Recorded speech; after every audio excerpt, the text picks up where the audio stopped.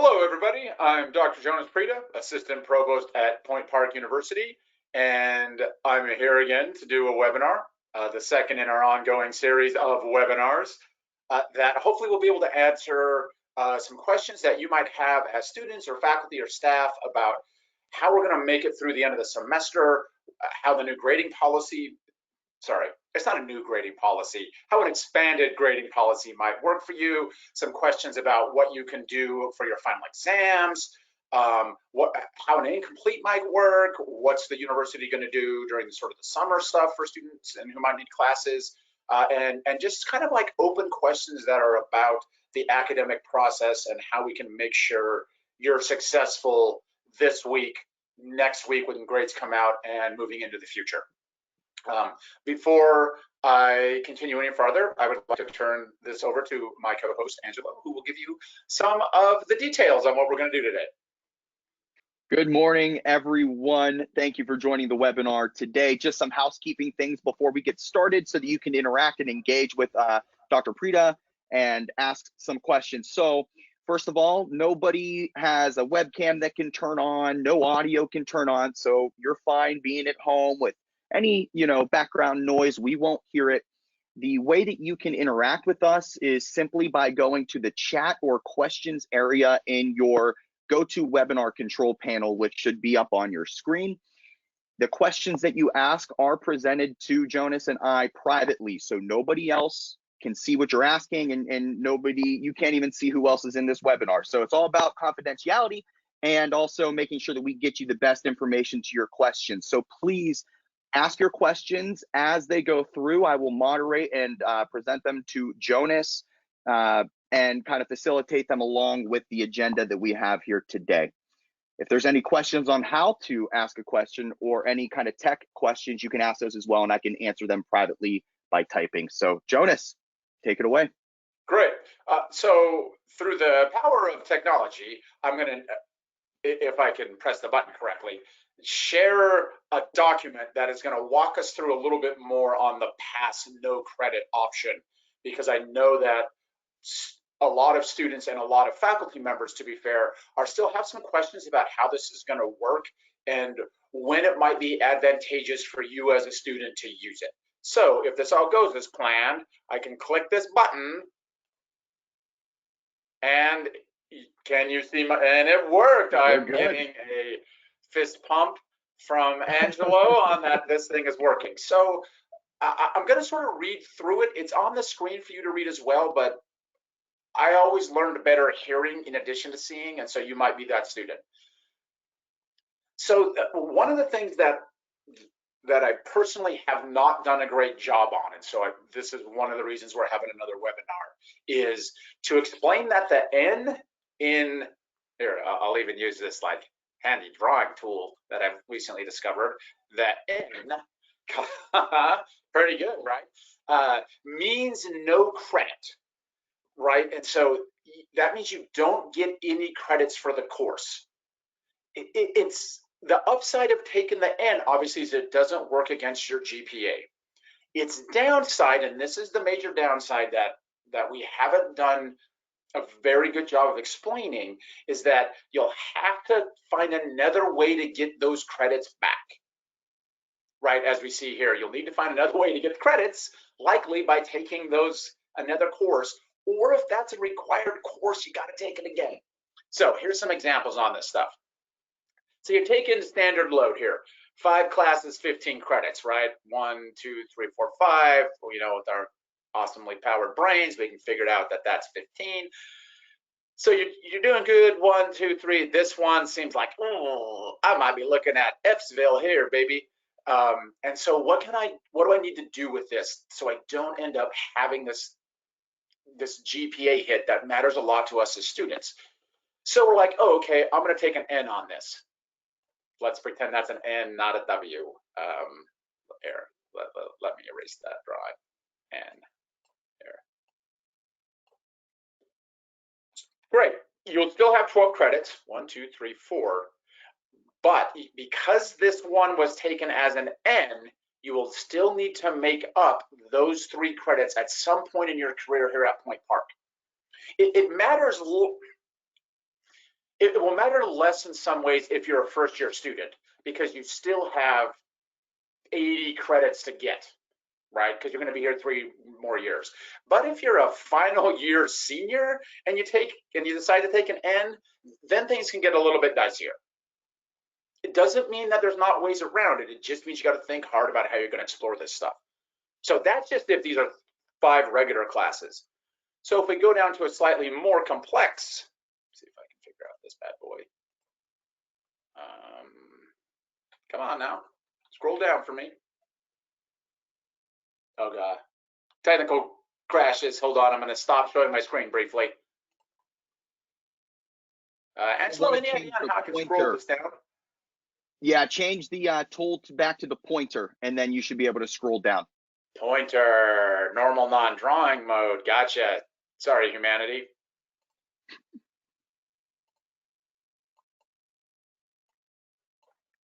Yeah, there it is. Okay, thank you. You're welcome. So here we are with a slightly different circumstance. Again, it's our same 5 classes. However, in this case, one of these classes, we'll call it this one, is the departmental requirement. You need it to advance to a next class. You need it to graduate. It might be a capstone project. It's a prerequisite for something. If you end up taking an N here, again, which is understandable because we need to make decisions if we don't feel like we're doing well, that might be tricky for you because it means you will need to take that entire course requirement again. So if you're a final year senior and you're going to take an N in a capstone course, it might prevent you from graduating. Also, and again, somebody may do this, you might take an N in 2 of these, right? Because you got like an A, you got a B here, you got a B here, but these 2 are just like, oh, I haven't been able to really crack the online code on these 2 courses yet. Then you're down to 9 credits, and so you'll have to pick up 6 other credits over the course of your time at Point Park. Again, it's not none of these are insurmountable. They're just things that you will need to think about between now and May 1st when you're making this decision on taking a P in a course or you're taking a no credit in a course. Before I go on, let's see if there's any questions around this idea so I can sort of know like how to go back through it or what might be confusing. Anything from the studio audience, Angelo? So we do have a question, and that question is, how does a pass work versus the grade earned? Plus, how does that affect your GPA? Great, thank you, excellent question. So the pass gets you the credits. So it will allow you to accumulate, in this case, we'll go back to our example, as long as I'm feeling like I know what I'm doing. That we say we take, hey, we have all of our credits here, and we take one of these as a P because we felt like we were going to get a D in the course. And you're just like, oh, I don't really want a D on my transcript. So that's a case where taking a pass works for you. You get the 3 credits, so you still have 15 credits, which is what you're after, but you don't have a D weighing down a GPA in some ways. So then let's say if you had 4 A's, right, let's try to draw an A here. Let's pretend those are A's. Obviously my degree is not in drawing. They're kind of like robot men. There we go. So if we get 4 A's and you took a pass in the other course, your grade point average is a 4.0 because these are the only grades that count for it. And then this, because you've taken this pass, you get the credits, but you don't get anything that would affect you as far as a GPA would go. We'll walk through some sort of decision tree chart here in a little bit that will help explain, I think, when you might want to go pass versus taking the grade. Just as an overall sort of feeling on it, if you have a C in the class or better, you don't really gain anything by taking the pass grade. It's sort of my feeling right now. Was that all the parts of the question? Angelo? Yeah, I do believe that answered that particular individual's question, but we do have another that is surrounding pass no credit. Yeah, great. So this question is, if you have to take the course again, do you need to pay for it again? If you have to take the course again, you will have to pay for it again. And that is at least what we know now. I can't, let me see how I can phrase this in the way that doesn't make me make decisions for people I'm not really in control over.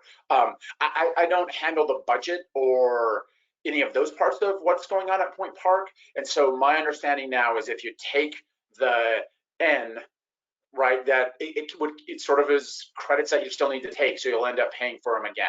However, keep in mind, if you're a full-time student, you can take anything up to, I think it's 18 credits under the same full load anyway. So it would really mean for you as a student having one semester where you're really grounded out. And I know that's already a case for a lot of you in COPA, but even if it's not, means you take the 18 or pick up one in the summer where you can do it online and it costs you less per credit anyways. Okay, so that seems to exhaust some of the questions currently around pass no credit. Right. Just to give you that update there, Jonas. But everybody continue to ask the questions. They do come in privately, and I will facilitate those as they come through. Okay, let me see if I can now find the other thing that I was looking for. That was the cool pass. Let me stop sharing my screen here for one moment and pull up the actual thing that matters. Sorry, everybody, I had this somewhere and conveniently lost it. Sort of our flow chart on student there. Whoa, hold on here, people. This is always fun to watch somebody, wander around the internet. This is how we learn best. And while Jonas is pulling that up, just to add to the pass no credit as well, this isn't a decision that you have to make on your own. It's highly recommended that you contact your success coordinator in the Center for Student Success. There's 9 coordinators in there, in addition to the other support staff that assist. So please reach out to us. If you don't know who your success coordinator is, you can email the alias of Center for Student Success. The alias is css@pointpark.edu. Our fantastic administrative assistant, Ashley Davis, will then direct that question or communication to the appropriate coordinator. So you're not in this alone. Any questions that you have that may be specific to you, please reach out to us. That's why we're here, is to help you in this decision-making process. Also, you have faculty advisors as well. So reach out to your faculty advisor for any kind of expertise or advice that they can lend as well. All right, so what I have found is the PNC decision tree that's available to you as students through the student resources area of COVID-19. So it's kind of just like a either or decision tree, but it's actually a pretty useful one. And so we'll just walk through this a little bit here. So all of us are going to have this as sort of our first decision, right? Should I take a P or an NC in a class? So this says like, hey, do you have a B or higher in this course? If you do, keep the letter grade. You would gain nothing really by taking a pass in that kind of situation.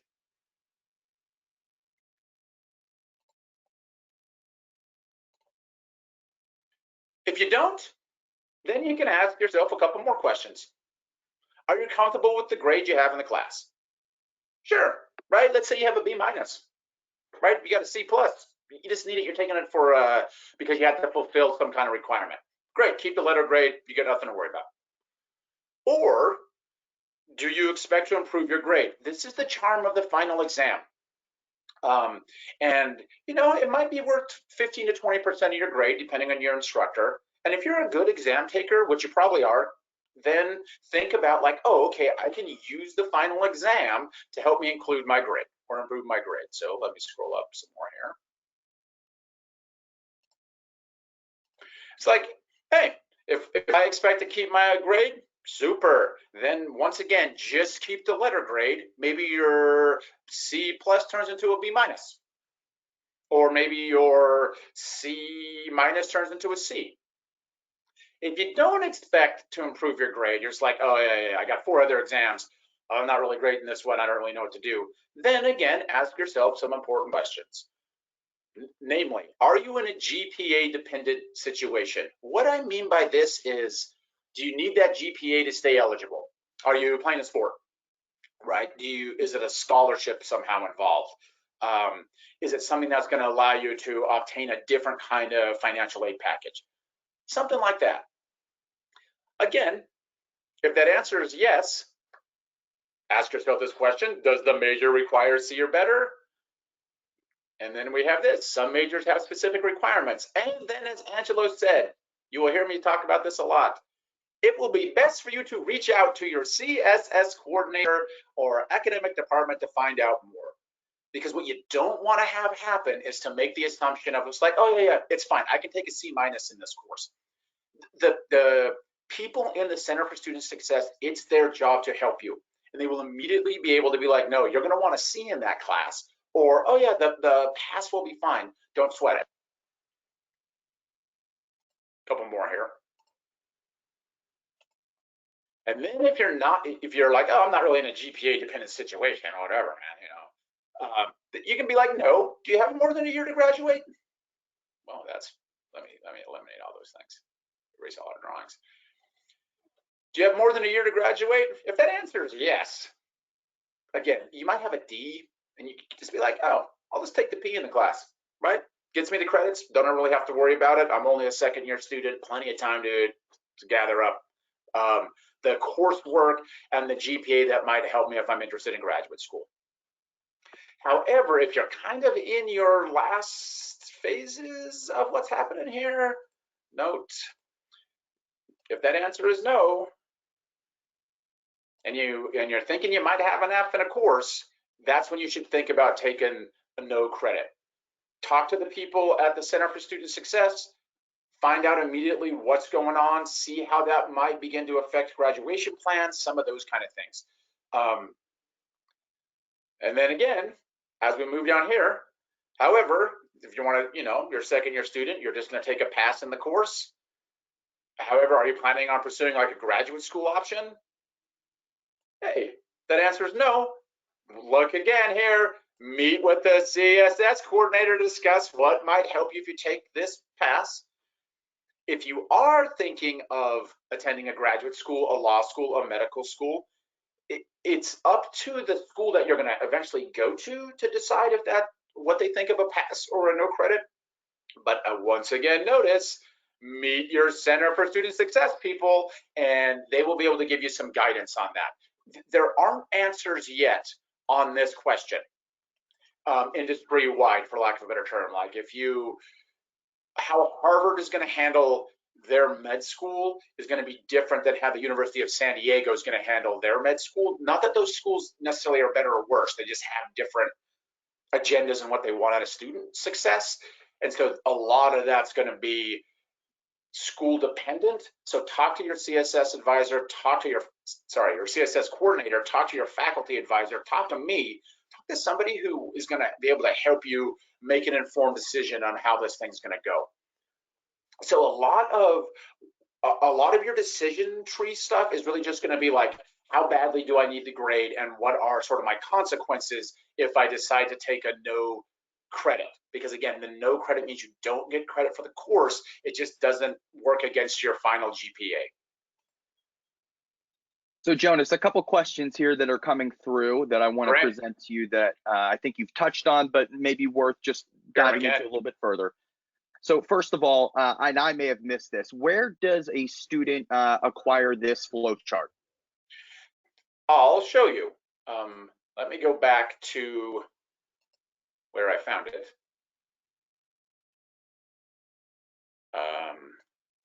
And hold on, sorry everybody. It's like at a specific place at Point Park, and I'll just walk you through how it's found. So I'm going to.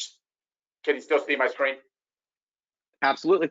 Studio audience, okay. So here we have at the top, right, about the coronavirus, what you need to know. So you're one click in there. Student resources for pass, no credit, right? It's down here, unfortunately, a little bit lower. Click on that.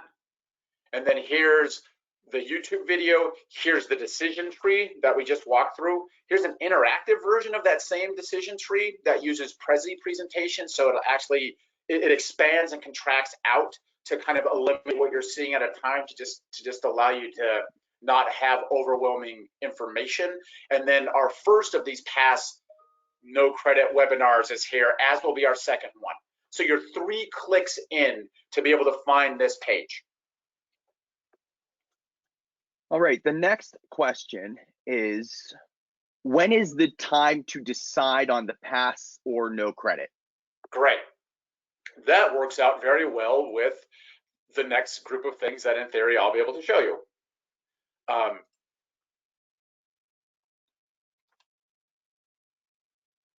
Did that wipe you out as well, Angelo? I see the presentation up. Okay. Is that what you're asking? Because I'm sort of getting the 2-screen thing, and I'll just take it.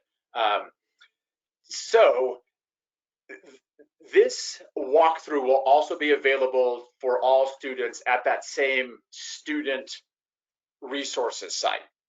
And this is essentially how you're going to put in for your pass no credit option material through POINTWEB. It will help us to see it because they will then explain the dates.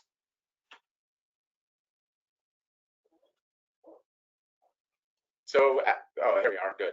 So, your first thing that you're going to be able to do to handle selecting a pass no credit is go to POINTWEB, which we see here, all of this good stuff, blah, blah, blah. And this is what it's actually going to look like. So I'm not giving you a mock-up. This is what it will be. And this will become live and available for you to choose grades on May 1st at 12:01. So then we have this.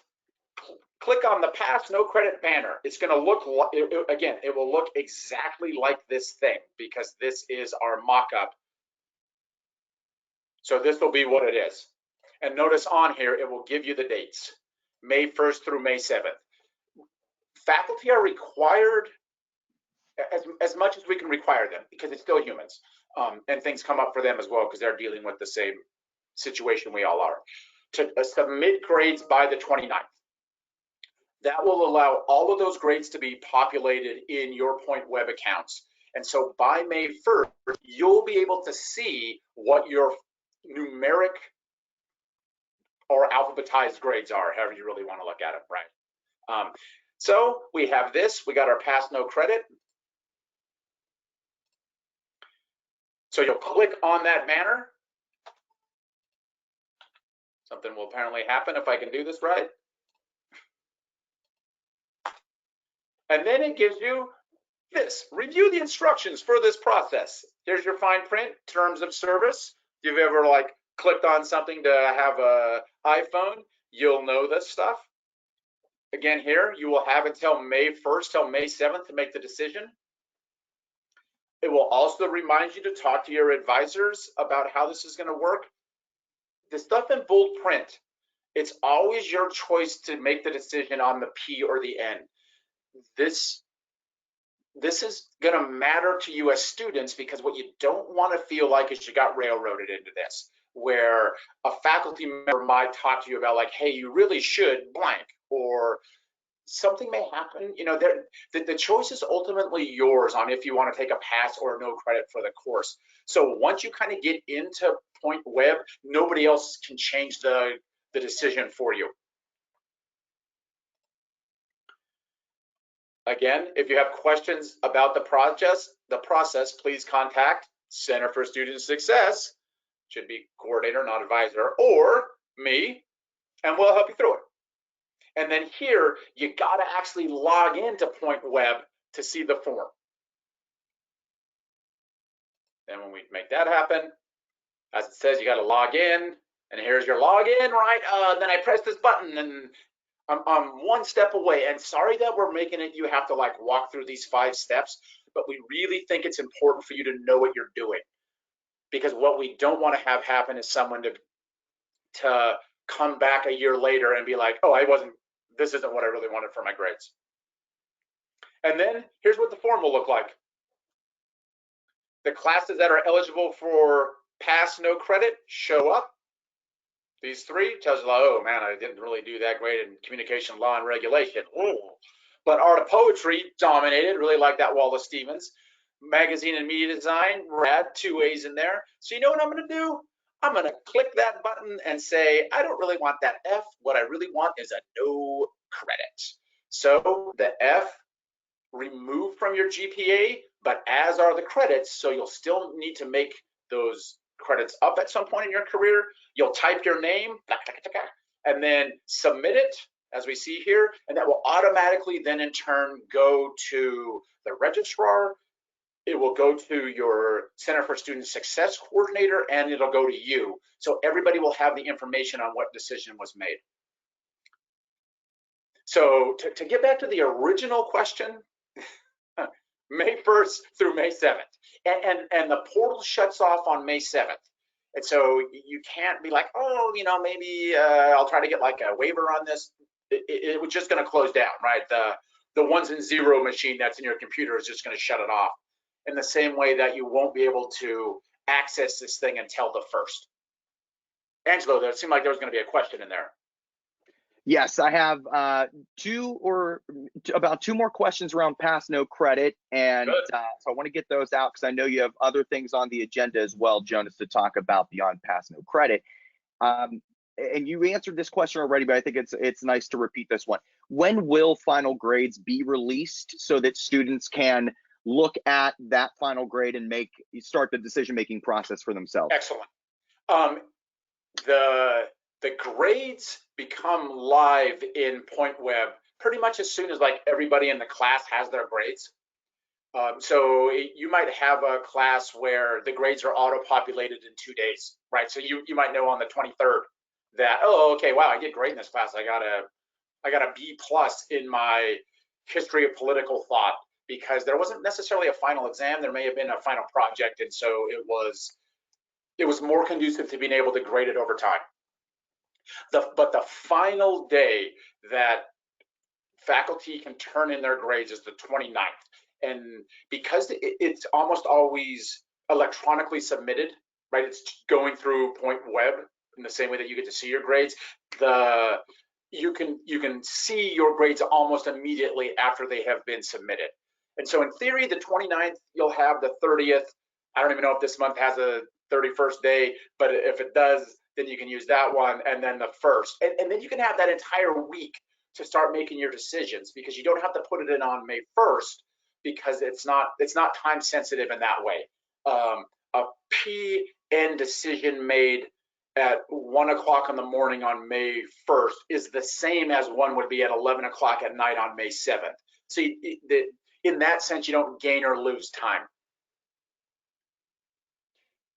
This next question, again, I think it was touched on, but I know the Center for Student Success gets this question a lot, so definitely worth asking again. And this is specifically when transferring credits out of Point Park into another school. How does that decision, how would you assume that decision gets made, Jonas, by outside institutions if they choose a pass or a no credit? They're going to. So what we've gotten recently, and in my position, I also oversee the registrar, and so they ultimately help with transfer credits coming into Point Park, and so we're also finding out stuff that goes out. That right now, a lot of the discussion is the importance of being exceptionally expansive and lenient with grades that are transferring out. So if you are a student who had 2 A's and took 3 P's, and we're going to transfer somewhere else, that host school, the place you're going next, Bucknell or whatever it's going to be, their transfer credit and their registrar people going to be very open to like, oh, okay, we know that this student, like every other student around America, had a really disruptive semester. They did pretty well in these other 2 classes. They probably got something going on. They just took this route that was available to them as a student for these other 3 courses. This will be the same decision making that Point Park's going to use with students coming our way, is to try to look at the student in a holistic way as much as possible and realize that this semester, in higher ed, they're calling it the asterisk semester, where everything from this semester is just going to be like, what can we really, what's this going to tell us about a student, right? If that student had 3 semesters of being an exceptional student, which is, again, this is most Point Park students, and then 1 semester where you had a B, a C minus, and 2 no credits, that's not going to, I can't speak for the 6,000 other registrars, but I'm going to bet that they're going to be like, oh yeah, this student's a good student. They just got caught in a life circumstance that they can't do anything about. They're somewhere that doesn't have Wi-Fi. I grew up rurally, and my town, no student there would be able to do online learning because my parents still have to use a dial-up. It's like people are going to understand this stuff, and so I think that if you're in that position of being a transfer, talk to where you're going to transfer and just make some connections early, and that'll also help. And then I think this is probably the last question that I've seen come through for Pass No Credit, Jonas. Okay. It's more of a statement where if a student has, I guess, a cumulative GPA that would be around like a 3.5 or something like that, a C in a class could potentially hurt that GPA, that overall GPA. Is it advisable for a student to take a pass then to kind of preserve that GPA? You bet. Yes, without knowing all the specific details, and again, I'm not a lawyer. I only play one in my room right now. Yes, if you're that student, which again, this is a lot of Point Park students who are like, yeah, I got a 3.8. I want to go to law school, and that course is maybe in a class that you took kind of like exploratorily. You were interested in history of art. Yes, that is a good. That's a good strategic use of what the pass can give you, especially because you're going to have a huge body of work showing, oh, I'm actually a really good student. This was just a time when I needed an opportunity to do something else. And then, Jonas, before you move on with the agenda, this question I just want to get to, with the course evaluations that become available for students at the end of a semester. Yeah. A student's wondering if those submissions are anonymous when they give those evaluations. Yes. Oh yeah, they're all go through, they essentially strip everything out. It's just the data, not even I don't even think that the software company that collects them, courseware or whatever it's called, they don't even know who you are. And so, and I know it's always hard, especially for students right now, to want to do another evaluation, another survey or whatever, but if you can spend the 5 minutes and do that, and I know that this is, I'm speaking from a position of power right now, but like, try to make it productive.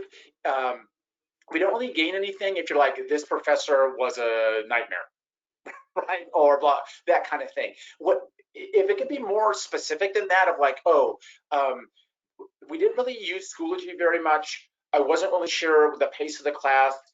It seemed like we just got more work instead of better work. Some of those kind of things, because it will help other people down the road be able to make better decisions about if this ever happens again, right? Because nobody here can see the future, and if we would have, we certainly would have picked this one. And so to get back to the original question, all course survey stuff is anonymous. It has to be, right, in a lot of ways, or it's difficult to get good information out of students, unless you're a specific type of student who doesn't care. You're mohawked. All right, so yeah, I think that looks at all the questions around Pass No Credit, Jonas.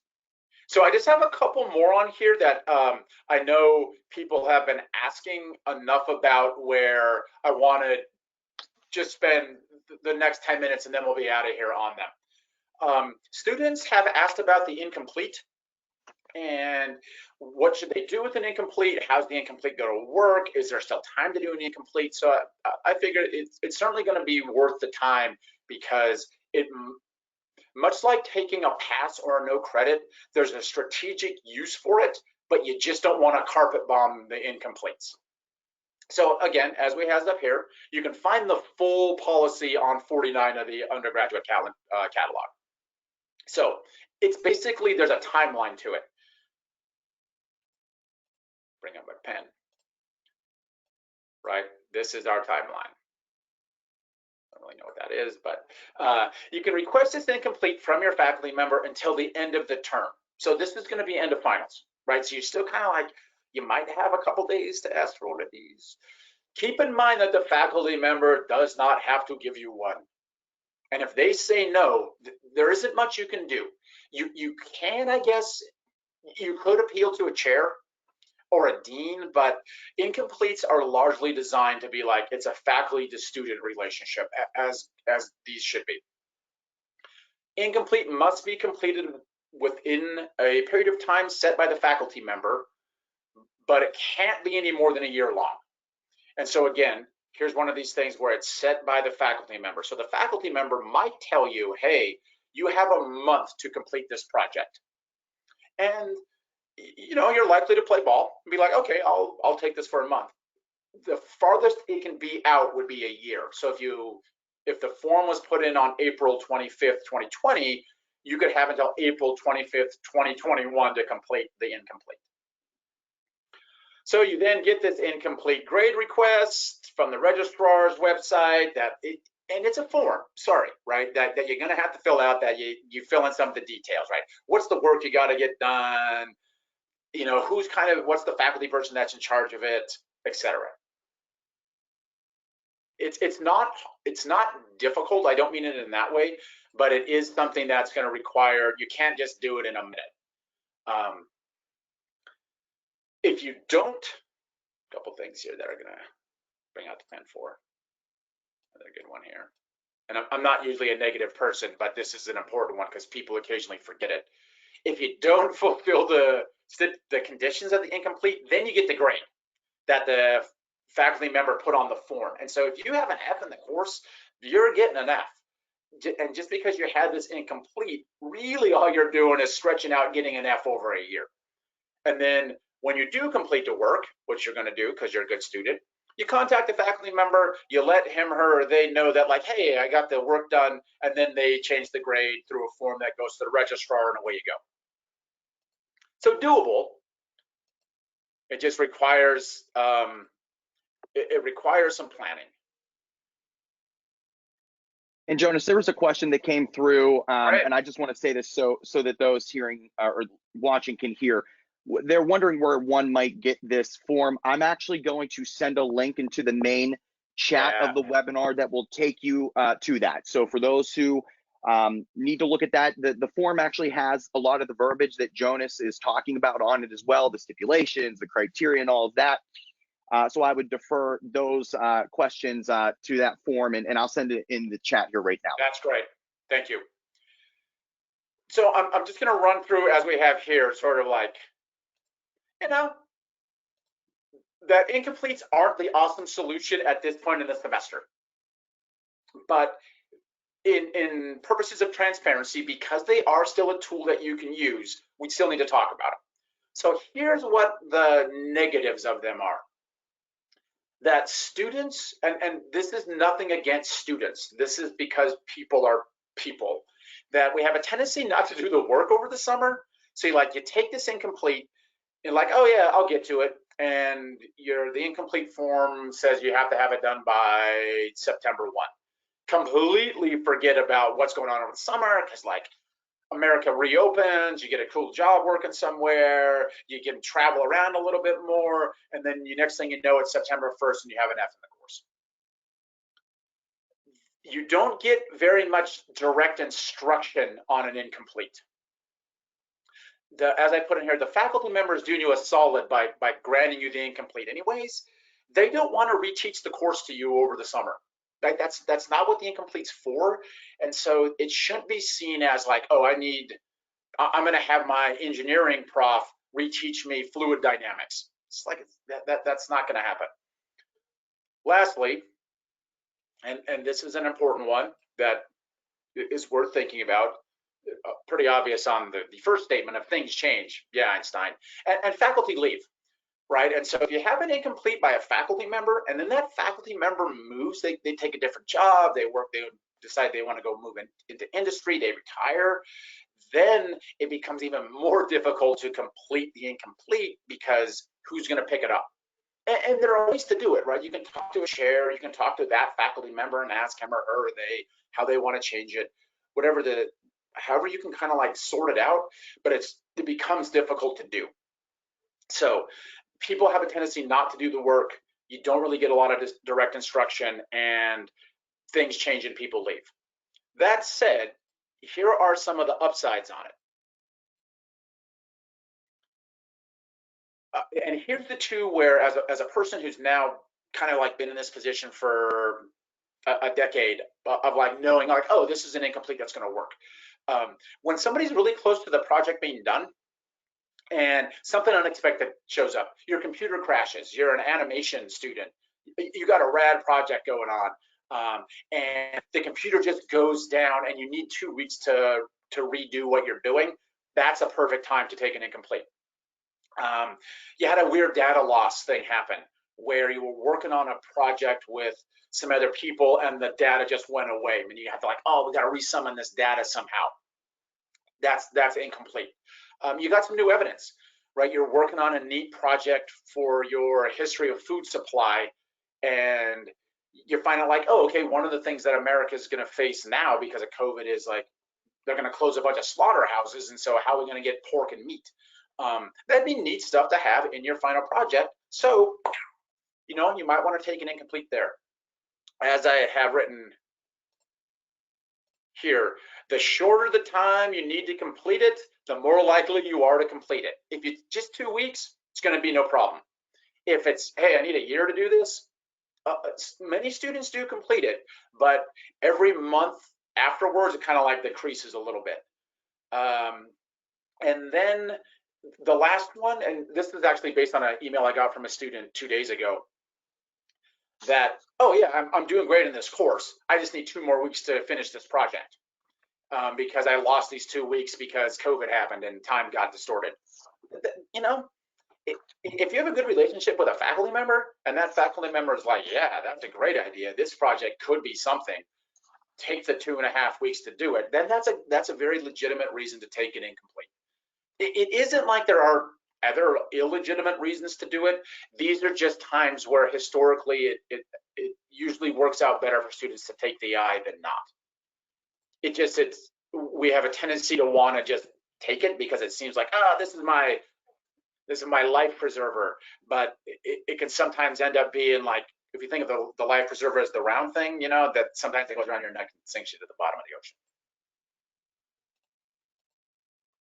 Any questions on the incompletes? Right now, Jonas, I don't see any that came through. I did respond to 2 people privately in the chat about something pretty specific about it, and I'll touch base with you, Jonas, after about that. So those who asked that specific question, just defer to what I sent you. And again, in the main chat where everybody can see, I did put the link to the incomplete grade request form. That's how you would acquire it.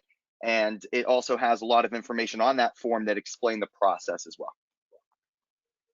So in sort of our last 5 minutes, I just want to do some anxiety mitigation about doing well on finals. I know that they essentially start today, but you know, you might have a couple of them in the next 2 days. And one of the things that I like about Point Park is that a lot of the students come to Point Park because they want a residential human-to-human experience. And so getting thrown into the remote learning world maybe wasn't what you signed on to. And so I want to provide some ideas on how you make sure that you give yourself a chance to do well.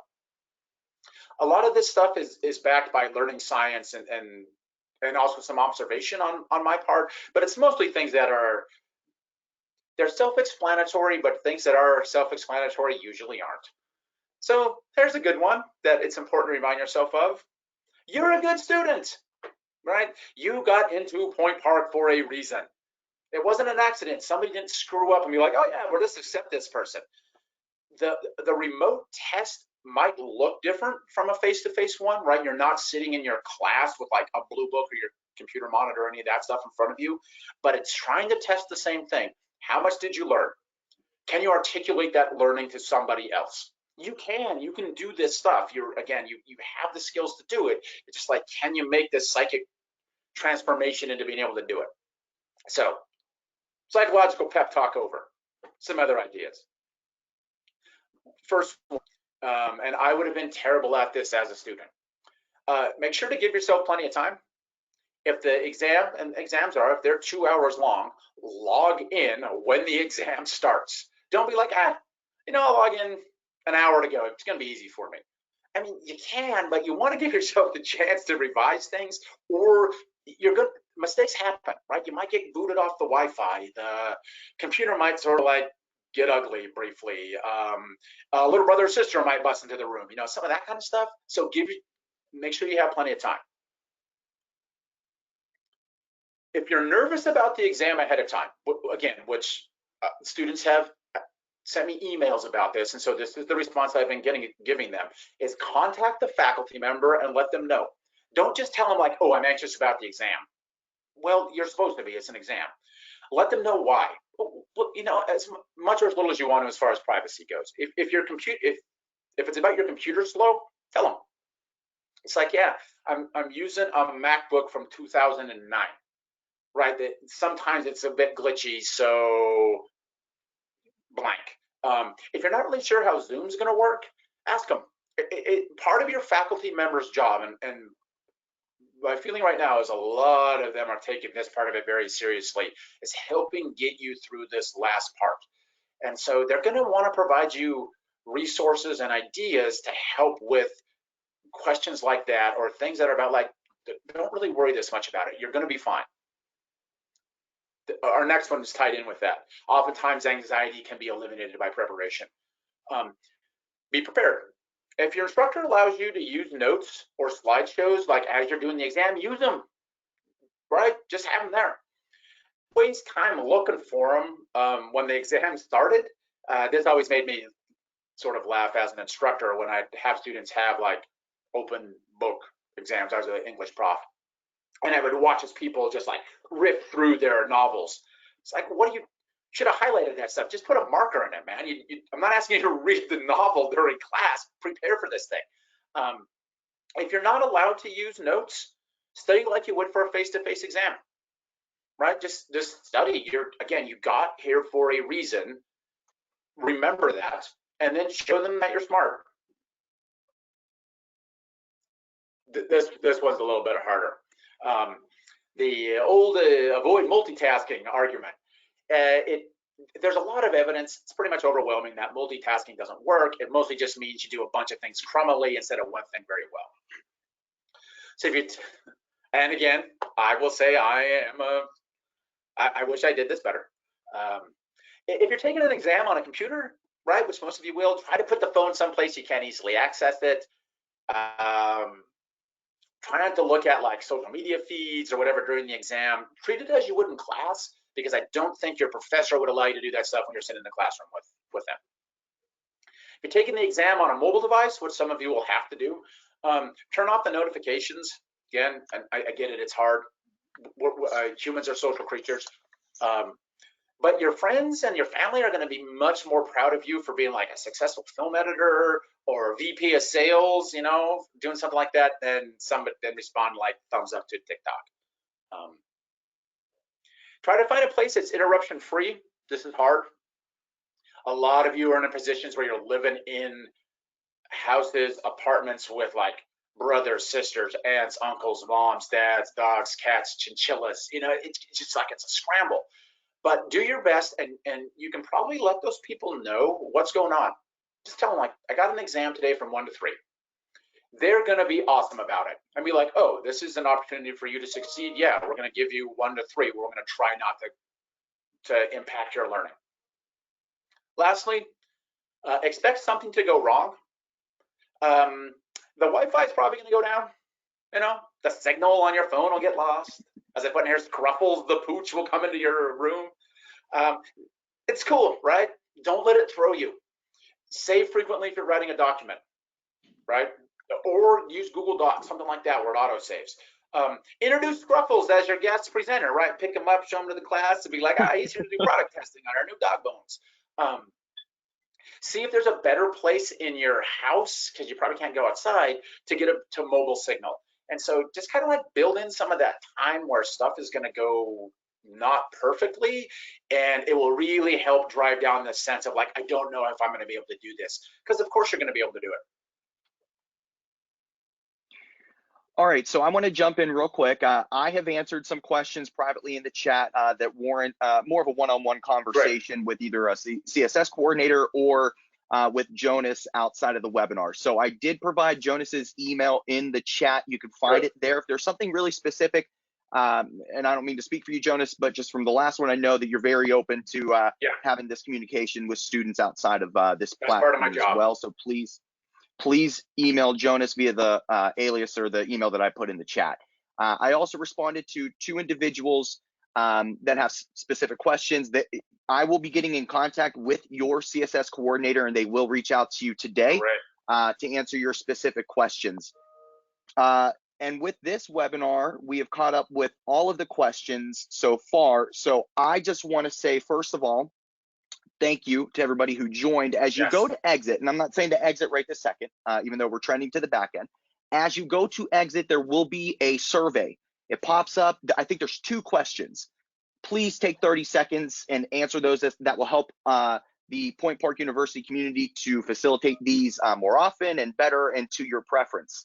So please fill that out. And I just want to leave this open for any final questions, perhaps, that anybody might want to ask before Jonas and I conclude the webinar. And Jonas, if there's anything else that you want to add as those questions may roll in. Only that, and this is similar to what I talked about, I think, on our last one. This is certainly an unexpected and unique semester, which I'm sure you're sick of hearing. But it's also important, like, don't let this become this thing that you only remember about your time at Point Park. This was just a time that happened at Point Park, and you'll, in 20 years, you'll be able to tell people like, yeah, man, that was really bizarre when they all made us stay inside and we had to wear face masks everywhere. And that it's going to end. And at some point, we'll all be able to be back. We'll sit in classrooms with each other. We'll be able to go to dance concerts with each other. And kind of like the best parts of what places like Point Park are going to be available to us again.